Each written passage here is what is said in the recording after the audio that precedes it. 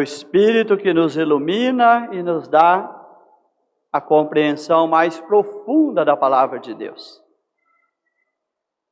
Precisamos sempre da iluminação do Espírito Santo para o debruçar sobre a palavra.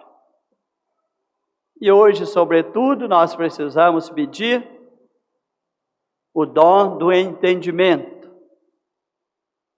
A palavra aqui, ela faz um anúncio que tem um pano de fundo muito comprometedor. Como não ficar só na superfície do texto? Como dizer desse texto no momento em que ele é proferido e se torna parte da Sagrada Escritura? E como dizer de que forma esse texto hoje está nos ensinando e nos orientando? Precisamos também do dom do conselho, que é mestre interior, que nos dá discernimento a partir de dentro, com a iluminação da palavra. Tanto para debruçar sobre a palavra e num discernimento a partir dela, entendermos as realidades do mundo. E podemos ter certeza que o nosso viver da fé, ele se dá numa inserção nas realidades do mundo. Não para nos conformarmos às realidades do mundo, mas para sermos uma presença transformadora das realidades do mundo à luz da palavra de Deus. E o Espírito Santo fez com que adentrasse em nós. Por isso Paulo, no final da segunda leitura, nesse elogio que faz à comunidade se dirigindo à comunidade tessalônica, ele diz: nosso evangelho não chegou até vós somente por meio de palavras, mas também mediante a força, que é o Espírito Santo. E baseado nisso, Paulo faz elogios à comunidade tessalônica, dizendo da fé que se deve manifestar nas 3 virtudes teologais. Recordamos sem cessar a atuação da vossa fé. Tem uma fé, que ela é atuante. Não é uma fé intimista. Fé intimista não é atuante. Fé intimista, ela fica só guardada dentro da pessoa, não transforma nada. Nem a pessoa, nem a realidade à sua volta. É uma fé que a própria pessoa domestica. É uma fé de autoafirmação dos seus interesses. Isso é a fé intimista. Ela serve só para a autoafirmação da maneira como a pessoa quer viver, e ela quer legitimar o seu viver servindo-se da fé, sem conversão. A fé atuante, ela muda, não é uma fé intimista. Ela é transformadora, de dentro para fora. Essa é uma fé atuante. Ela vai gerando conversão na pessoa à luz da palavra de Deus. E ela vai moldando o comportamento da pessoa, o viver da pessoa. Daí ela fica lá no mundo não para conformar com o mundo, mas para transformar o mundo com suas atitudes cristãs. Nós temos que perguntar, nós estamos transformando o mundo em que vivemos com nossas atitudes cristãs? Ou nós estamos deixando o mundo onde nos inserimos nos transformar e nos tornar meramente mundanos?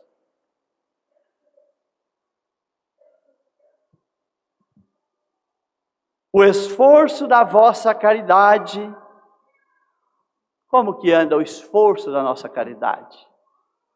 Quando a palavra chega até nós e nos fecunda com essa força que é o Espírito Santo, ela nos torna também operantes na caridade. Nos leva a um esforço da caridade. Que a nossa fé não é só amor a Deus. A nossa fé também é amor ao próximo. E a fé como amor a Deus, muitas vezes é reduzida a esta fé intimista que eu já afirmei. A ponto de São João dizer: quem diz que ama a Deus a quem não vê, mas não ama o próximo a quem se vê, é mentiroso. Você pode estar só com uma fé intimista, mas não ama o próximo a quem se vê. Então, a certeza de que a nossa fé está fecundada na graça de Deus e pelo Espírito Santo é quando ela também nos torna operosos na caridade. E também a firmeza da vossa esperança em Cristo, esperança em nosso Senhor Jesus Cristo. Essa certeza da esperança em nosso Senhor Jesus Cristo nos dá a cuidar da nossa vida espiritual, a orientar a nossa vida no Evangelho, na certeza de que estamos caminhando para a vida eterna em Cristo ressuscitado. Aí estão as 3 virtudes teologais. Por que fiz esse preâmbulo? Para dizer sobre como entrar nesse texto do dar a Deus o que é de Deus e dar a César o que é de César. Vão coexistir as duas realidades. A realidade temporal, que tem o governo cível, que vai cobrar seus impostos para fazer o seu governo terreno, mas ele não é absoluto. Nenhum governo terreno é absoluto. Os governos são instrumento de serviço.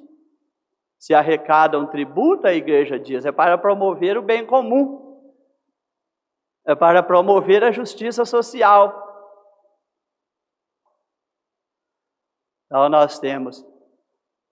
Aí levam a Jesus, na forma de armadilha, esta questão. O imposto a César deve ser pago ou não? Pagar o imposto significava aderir ao império, ser conivente com o império. Devemos aderir ao império, ser conivente ao império? Jesus fala, até certo ponto. Mas não esqueça de dar a Deus o que é de Deus. Então, nós vemos aqui essa perigosa mistura, os fariseus, que são da ordem da religião, da observância, da orientação da vida religiosa, se uniram com aqueles que são do partido de Herodes. Quando a religião e a política viram um conluio, pode se tornar um conluio perigoso. Temos que ter cuidado, precisamos ter o discernimento, porque se não temos, nós entramos nesse conluio de pôr a religião e a política, o governo terreno no mesmo nível, achando que a religião precisa legitimar esse ou aquele governo. Nenhum governo é absoluto e pleno. Está cheio de fragilidades. A igreja precisa chegar aí com a palavra de Deus e com a doutrina para iluminar. E ela precisa ter essa autonomia. A religião precisa ser autônoma e independente. E pode ser cooperativa na vida política. Ela pode cooperar, mas sem abrir mão de ser autônoma, de ser independente. Como se diz, em momento eleitoral, ela não pode vender a alma para o diabo, porque as consequências depois serão nefastas. Dai a Deus o que é de Deus, a César o que é de César. A igreja, a religião, a fé não estão sujeitas a se submeter ao jugo dos governantes. Não pode fazer isso. Ela é de Deus. Ela precisa ter sua autonomia. Ela precisa ter sua independência. Ela deve servir-se das suas fontes e se apoiar nelas para dizer sim e para dizer não. Porque quando se faz um conluio, você é obrigado a dizer sim para quem você de alguma forma, fez aquele comprometimento. E aí a religião não pode dizer sim aos governos terrenos, à ordem temporal, porque pode vir muitas coisas que ela terá que dizer não, independente de qual governo seja. A igreja tem que ser capaz de dizer sim e dizer não. Dai a Deus o que é de Deus. Então mantenha-se a fé e a religião como um espaço do louvor a Deus, da escuta da sua vontade, da aproximação com Deus, e não ponhamos as religiões debaixo de coroas terrenas. Os governos temporais não podem ter predominância sobre a religião. E nem ela deve se aproximar a ponto de se comprometer. Mas ela deve lançar luz com a sua verdade, com seus ensinamentos, para que o governo que está a serviço da criação e da pessoa cumpra devidamente com seu legado, com suas obrigações. Depois, dai a Deus o que é de Deus. Hoje nós vivemos esse drama, Antes temos hoje um ator que antes não era muito explícito, mas que vai ficando cada vez mais explícito, chamado mercado financeiro. A força e o poder do dinheiro. Esse ator hoje manda no mundo inteiro, a economia globalizada. Papa Francisco tem dito, o contraposto da globalização econômica precisa ser a globalização da solidariedade. Porque senão fica o dinheiro pelo dinheiro, tudo em função do lucro. E isso faz muito mal. Isso gera muita morte. Isso gera muitas mazelas sociais. Então nós temos hoje o mercado que se impõe sobre os governos nacionais e sobre os organismos internacionais. Qual governo pode dizer não ao mercado? Qual organismo internacional pode dizer não ao mercado? O mercado fica agitado, o mercado fica nervoso, o mercado fica turbulento, o mercado e faz tudo vir abaixo. O governo nacional que não atender seus interesses será desmontado. Os organismos internacionais que não atenderem à força do dinheiro serão desmontados. Dai a Deus o que é de Deus, a César o que é de César. Não podemos deixar que este César, que hoje se faz representar no dinheiro, que se faz representar no mercado, predomine sobre tudo a qualquer custo. Então, as bolsas de valores estão aí, ditando as cartas. O resultado positivo é se a bolsa pontua positivamente. Não importa o passivo ambiental e social que fica para trás.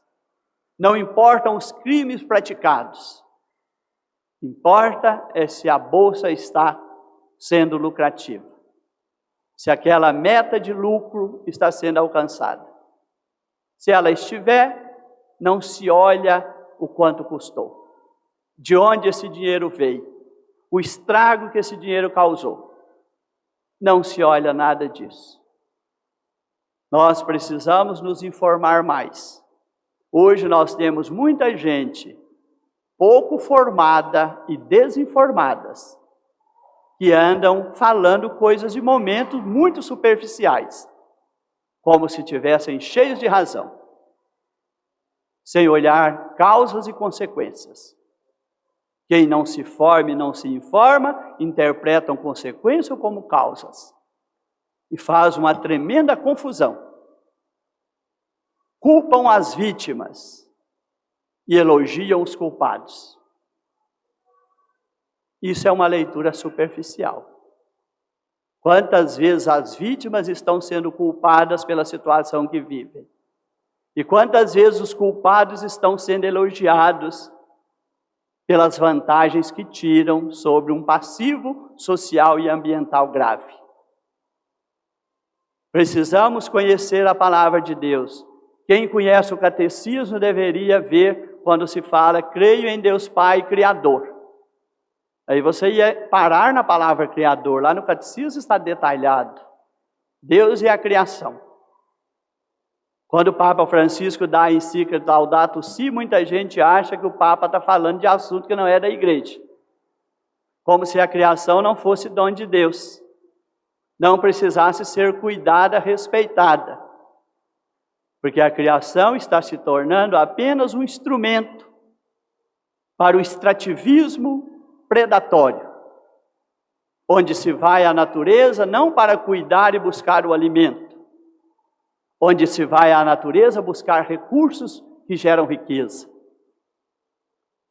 A atividade minerária, um agronegócio desordenado. A terra, sim, nos oferece o sustento. Mas nós temos que perguntar como buscar na terra esse sustento, sem praticar tantos crimes. Sem praticar tantos crimes ambientais, seja pelo agronegócio, seja pela atividade minerária. Quantos crimes são praticados? Dê a Deus o que é de Deus. Deus não confiou a criação ao homem para ele fazer um extrativismo predatório. Entregou a criação ao homem para ele cuidar e buscar nela o seu sustento. E a natureza não suporta mais esse tipo de atividade. Dê a Deus o que é de Deus. Voltemos a amar e a respeitar a criação como dom de Deus. Vamos conhecer melhor a nossa fé. Por isso falei, uma palavra que nos transforma e nos leva a transformar a realidade em que estamos inseridos. Olhamos os mandamentos do não matar. Olhemos o mandamento do não furtar. Olhemos o mandamento de não cobiçar as coisas alheias. Isso aí tudo é de César. São os crimes que se acumulam. Mata-se como se fosse normal matar. Acumulam riquezas como se fosse normal acumulá-las. A igreja respeita a propriedade privada, a considera legítima, desde que ela não deixe os grandes passivos, sociais e ambientais. A propriedade privada não é absoluta. Ela é um direito legítimo, mas ela precisa ser limitada. Na medida que prejudica as pessoas e o meio ambiente, ela precisa ser refreada. É preciso ter leis para isso, porque se a consciência não estiver formada, ela não tem limite nos crimes que pratica. Dê a Deus o que é de Deus. Saindo desse viés da criação, passamos pela vida e a dignidade da pessoa. Muita gente acha que Papa Francisco escreveu Fratelli Tutti como se ele estivesse inventando um assunto. A família humana, a responsabilidade comum que temos de cuidarmos uns dos outros, fazendo prevalecer a dignidade da pessoa, seja ela quem for, independente de raça, de cultura, de sexo, respeitemos a pessoa na sua dignidade. Respeitemos a vida desde a concepção, porque ela é de Deus, até a sua morte natural. E não é isso que está acontecendo. É missão da igreja falar da vida, a defesa da vida desde a concepção até o seu fim natural. Que a pessoa nasça, possa viver e morrer com dignidade. É de Deus defender a vida, desde a concepção. É de Deus respeitar e promover a família. A família não é do Estado, como a vida não é do Estado, como a criação não é do Estado. O Estado deve ser guardião. A finalidade dele é esta. Não é apropriar-se, é guardar. É guardar a natureza, é guardar a vida, é guardar a família.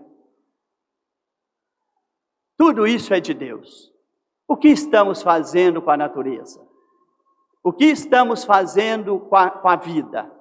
O que estamos fazendo com a família? Dê a Deus o que é de Deus. O culto é de Deus, sabemos disso. Não vamos deturpar. Somos criados à imagem de Deus, à sua semelhança. Fomos redimidos em Cristo e essa imagem de Deus em nós foi restaurada. Para vivermos o que o Salmo de hoje propõe, em contínuo louvor a Deus. E o louvor de Deus se estende também na vivência. É para o louvor de Deus o cuidado com a criação. É para o louvor de Deus o cuidado com a vida. É para o louvor de Deus o cuidado com a família. As nossas relações fraternas. O amor mútuo entre nós ensinado por Cristo. Então, cristãos, devemos sim, estamos inseridos na realidade do mundo, na ordem temporal. Mas não devemos fanatizarmos, tornar-nos conivente com tudo. Devemos ter uma visão mais ampla, mais crítica e uma postura mais contundente. Senão viramos fanáticos de momento. Basta alguém fazer o barulho e nos convocar que lá vamos nós. Até sem saber que causa está em questão. Precisamos nos formar mais, nos informarmos mais, para sermos mais lúcidos. E cuidar mais da nossa espiritualidade, para sermos interiormente mais fortes. Que o Espírito Santo nos ajude com o dom da sabedoria e com o dom do conselho. Para termos esse devido discernimento. Dê a Deus o que é de Deus, e a César o que é de César. Assim seja.